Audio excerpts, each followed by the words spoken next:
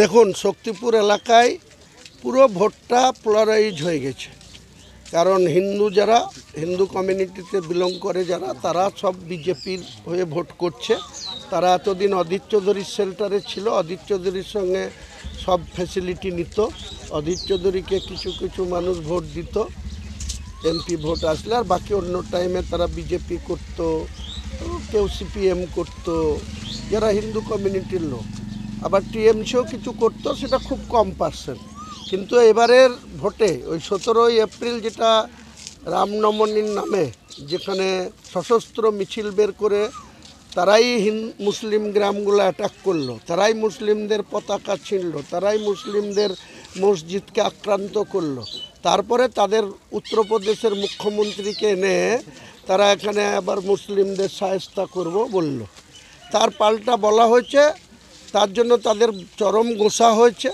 কাজে সেই গোসা থেকে তারা প্রত্যেকটা হিন্দু গ্রামে সমাজগতভাবে তারা বলছে ইউসুফ পাঠান যেহেতু মুসলিম, ইউসুফ পাঠানের হয়ে তৃণমূলের কোনো এজেন্ট বসতে দেবে না।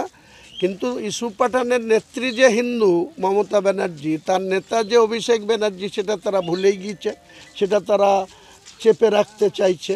তারা বলছে ইউসুফ পাঠান মুসলিম। তাই তো আমরাও বলছি যে 1952 সাল থেকে বহরমপুর লোকসভায় ত্রিদীপ চৌধুরী, ননীগোপাল ভট্টাচার্য, অতীশ সিনহা, প্রমথেশ মুখার্জি, অধীর চৌধুরী 25 বছরে সবাই হিন্দু এমপি হওয়ার শখ আছে।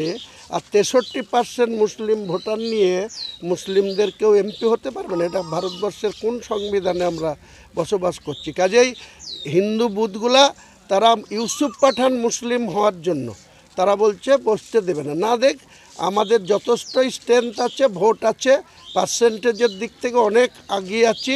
তারা যদি হিন্দুত্ব করতে পারে, আমরাও মুসলিমত্ব করব। ইউসুফ পাঠানকে 90% মুসলিম ভোট দিয়ে 2.5 লক্ষ ভোটে বিজেপিকে এবং কংগ্রেসকে হারাবো।